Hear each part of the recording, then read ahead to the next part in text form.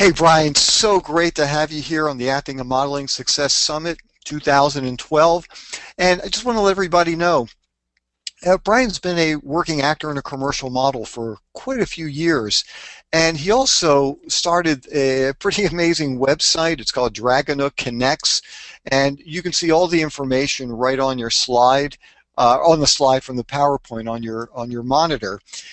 And so Brian is somebody who went from a pretty straight kind of job to all of a sudden getting into the acting and commercial modeling industry later in life. And so I wanted to start off by just asking you, what kind of work were you doing prior to acting and modeling? Um, my main career, I spent 25 years as a vice president of 3 different insurance companies.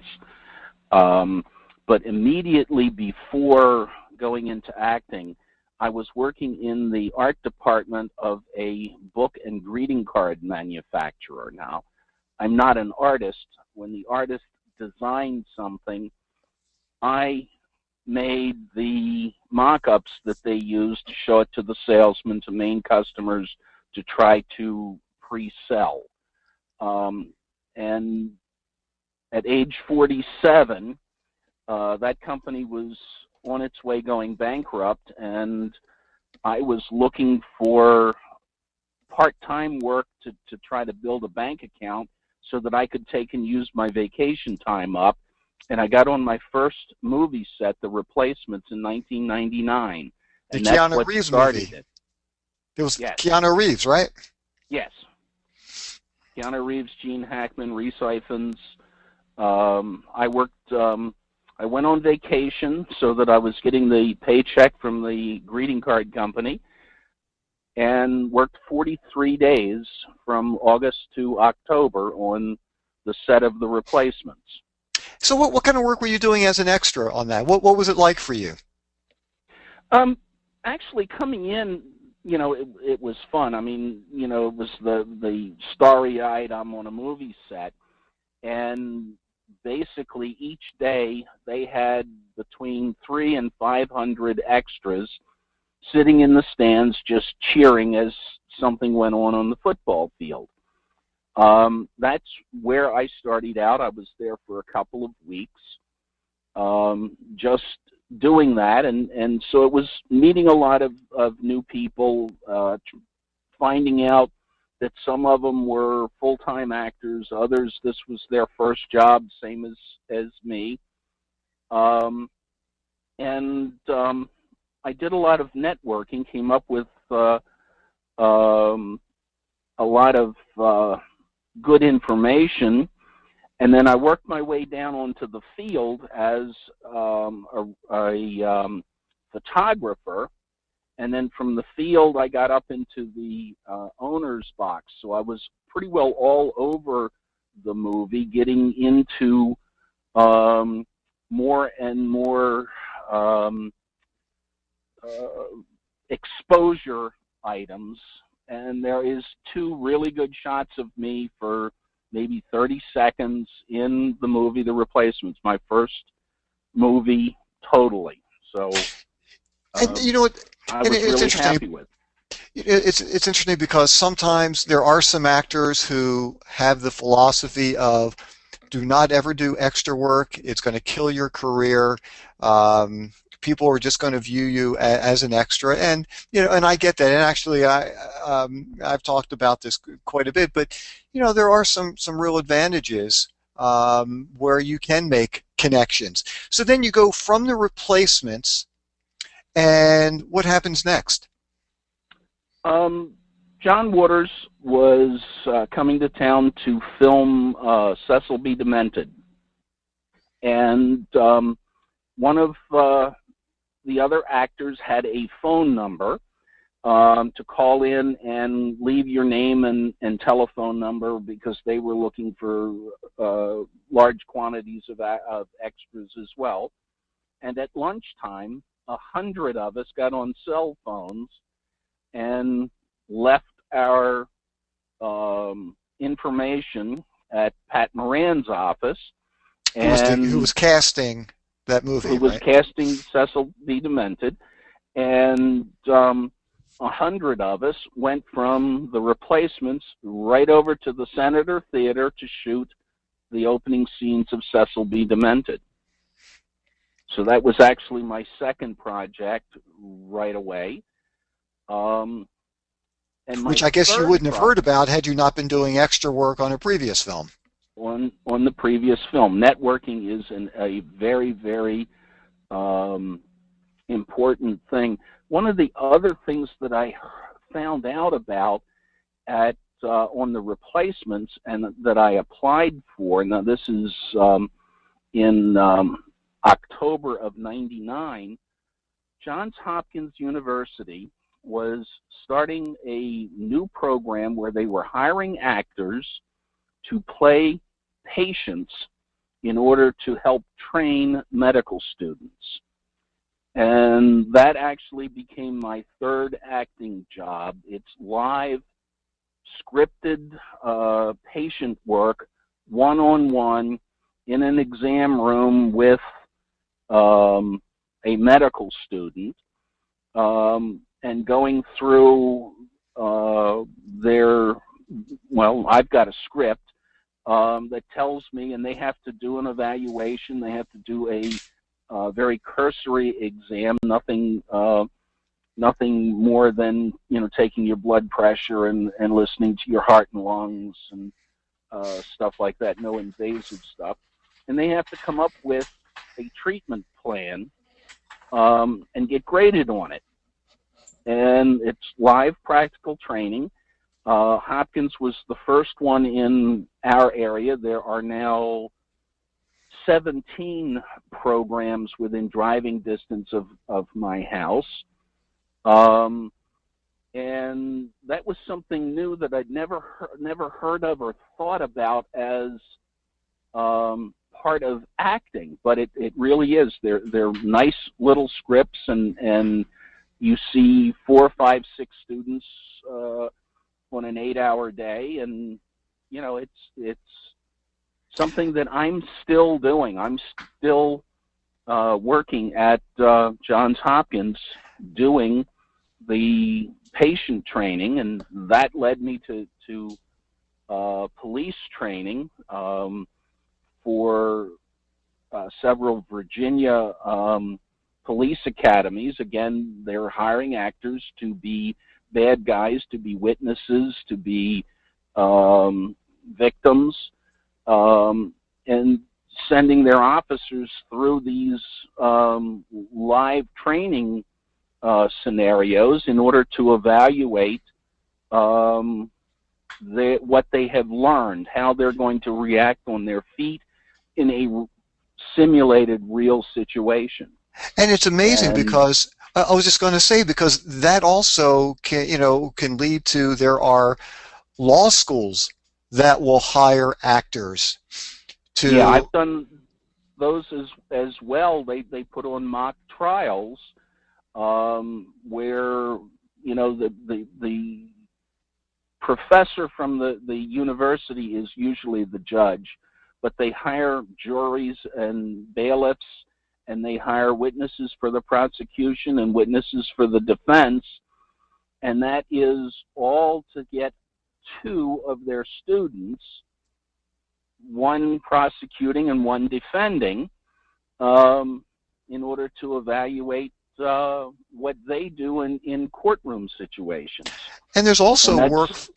Oh, I'm sorry. I was just going to say, and there's also work for the government too. You've got CIA, you've got FBI, and yeah, they hire I've actors. I've done all of those. Most of the academies, they have a main training school down in Georgia, but most of the individual agencies have their own academies that the people come to after they go to Georgia.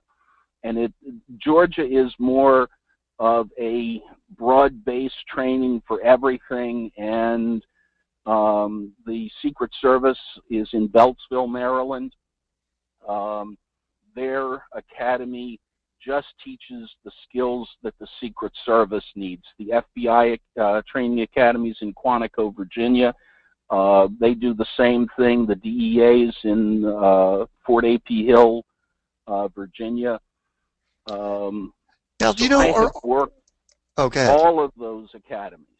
Now, do you know, are there services like this that would be available to people in many other parts of the country? Now, certainly you're not going to have the CIA or the FBI headquarters there, but, you know, I wonder if there are law schools all throughout the country that hire actors, and if there are teaching hospitals or medical The, schools. the medical schools have been at this the longest, and they seem to be the most prolific. So if you're in Mississippi and you have a university with a medical Medical school there. that teaches medicine and a hospital connected with that university, chances are they have a program like this. Now, in the Now, DC area, do they generally pay by the hour? Is that how those things work? yeah, it's mostly hourly, anywhere from $17 to $22 an hour in the D.C. area, Baltimore, Washington area. Down towards Richmond, there's a place that's only paying 10 an hour. There are still some that only want volunteers, not paid people, but those are still good for you as well. These scripted patients is a beautiful place for you to learn how to get into character and to hone your trade. And if you pay attention to what the medical student is doing and what they're learning, then the next time there's a TV commercial or something for a movie part or whatever local where they need a nurse or they need a doctor or they need an EMT, if you paid attention and you know how to use the stethoscope, know how to use the blood pressure cuff, know how to do this, to do that, you've got to step up on everybody else. Now, this type of work isn't something that belongs on your standard resume, but again, if you're applying to an agent or a casting director for the part of, let's say, a nurse, in your cover letter, you state that you work at Johns Hopkins University training the medical students, and these are scenarios that you have done. In your cover letter, it can't hurt you. It doesn't belong on your regular resume, but if you go to my personal acting website, the Dragonuk website, and look in the resume section, you will find that I have a separate resume just for hospitals, a separate resume just for the police academies that I have worked at, as well as my standard acting resume. They're all separate because when I want to go to a different center to do patient work, I have a resume that shows the work that I have done at Johns Hopkins, at University of Maryland, at Walter Reed, at Georgetown, at GW Medical Center, at Howard University. That's all on my special resume for just that kind of work, to get that kind of work. Now, Brian, you also. Oh, I'm sorry. I was just going to jump in because I know we're starting to run out of time a little bit, and I want to make sure people know about this. A number of years ago, you created this unbelievable listserv where you were sending out information about. It seemed like it was primarily in the Baltimore, Washington, D.C., Virginia area, about auditions, about go-sees, about jobs that were coming up, and which you still offer people. And for people who would like to be on that list, do they just contact or send a note to the Dragonuk at Hotmail, or what is the best website? No, that or is email? the DragonukConnects.com. All right. Okay, So on the slide that they have, it has /3, which takes correct. them to my profile in Dragonuk Connects. If they don't put the /3 and just go www.DragonukConnects.com, that takes them to the homepage of the website, and there's a place for them to sign up. They have to complete the entire profile because all of their wardrobe sizes, their height, their hair color, their union status, that all makes a difference for jobs. They have to post their headshots and their resumes to it in order to get it, because I do send a daily newsletter, and I'm sending roughly 125 to 150 jobs a week out, union and non-union.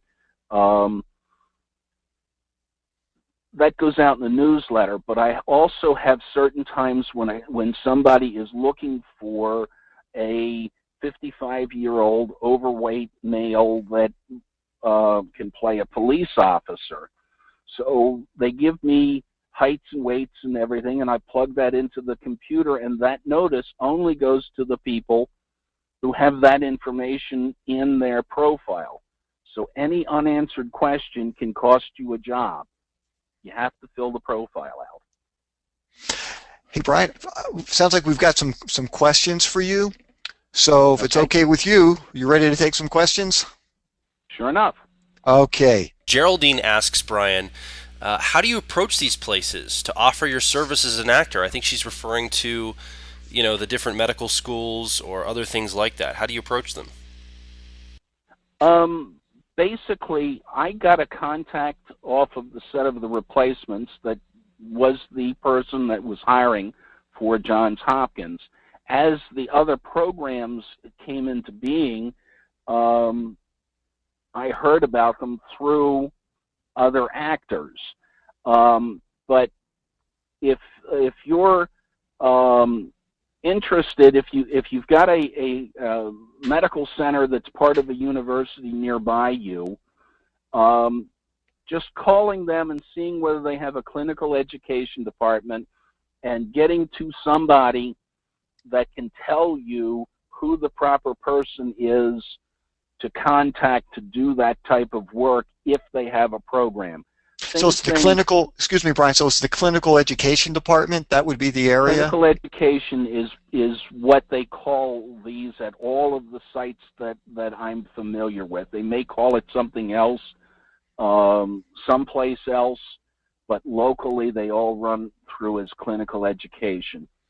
Same thing, no matter where you are, there's a state police, there's county police, there's city police, there's sheriff's offices. Someplace they are all being trained, and any policeman should be able to tell you where their academy is, and calling the academy to see whether they hire people to do this kind of work. It may be a little bit time consuming, but if you're not getting the information by networking where somebody's giving you the complete contacts and you're going at it cold, that's how to do that. Same with the law schools. If you've got a major university nearby with a good law center, calling and talking to somebody at the law center to see whether they do mock trials as part of their training. And if they do, how do you submit your headshot and resume for them? Brian, we've got one more question up for you. Absolutely. So this is from Sarah, and Brian, you've been talking, the session is marketing yourself in a small market, getting work locally. So this question is, again, from Sarah. She says, I'm from Pittsburgh and have been an extra for a good amount now, trying to get into parts where I can speak or do commercials so I can move up. I'm with management that represents me, so I do all my auditions via video and YouTube since I live in Pittsburgh, and when I get the job, they fly me out. Would you say I'd get more jobs if I moved to LA, or do you have tips and strategies for getting more work where I am right in Pittsburgh? Well,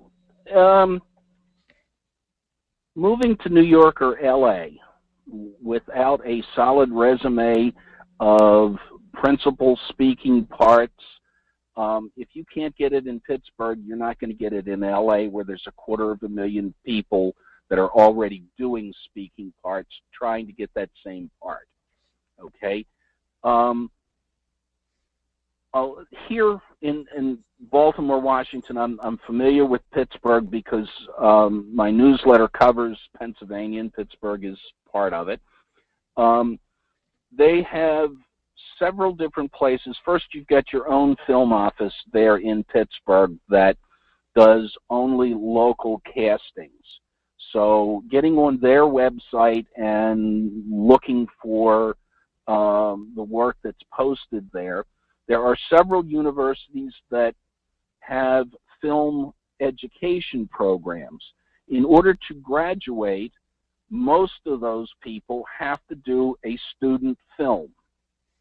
The easiest way to get good, solid speaking parts is in the student films. They're not paid, but you're learning. Okay, you have to learn how to act in front of the camera, how to get into character, how to deliver believable lines, and that is a very good training ground. They even, SAG also has certain contracts for student films in order to allow the union actors to get into those films because they are such a great training ground, even though the actor's not going to get paid for their work. Right. Actually, we actually discussed that whole concept earlier, which I think is it's a great idea. You know, to try to get some student films. Just to kind of jump in for 1 second, there are some really good work going on in Pittsburgh. There are a couple of really strong agents and casting directors in Pittsburgh. So I liked your idea, Brian, of trying to get as much principal work as you possibly can in the Pittsburgh area. It is certainly, look, if you move to LA or move to New York, there would be many, many, many more possibilities. But I also agree with you, Brian, that, you know, if you can go to those markets with some great experiences under your belt and a strong resume showing that, you know, you've been able to book jobs in a local area, it will make things much, much easier for you when you're trying to move to a large area. I mean, look, you never know what can happen. I mean, there are plenty of people that go to, you know, large markets without that much on their resume and actually start getting some work at some point. But I think your chances would be much better if you really got a bunch more work in the Pittsburgh area. And I mean, look, I travel to Pittsburgh to audition there, and there are films, there are TV shows that have been shot there, there are commercials, there are training films, educational films, there's commercial modeling work. So Pittsburgh is really, it's a pretty good market. And if you're not getting the phone calls that you like, then maybe you need to, search around and find the representation that's actually getting the work there for you. But I know we've got to wrap things up. For everybody listening, definitely look on your monitor and check out Brian's website. It's DragonukConnects.com, and if you want to see his personal site, it's /3. If you want to be on Brian's email listserv, which is phenomenal. It's once again, it's bdragonuk@hotmail.com, but you'll see it right on the website, or actually on the monitor. Brian, thank you so much for being here with us today, and I just want to thank you for all the work that you do that helps other actors and models in this business. I mean, Brian is one of these guys who is just selfless. He just give so much to the community, and I just personally want to thank you so much for all that you do.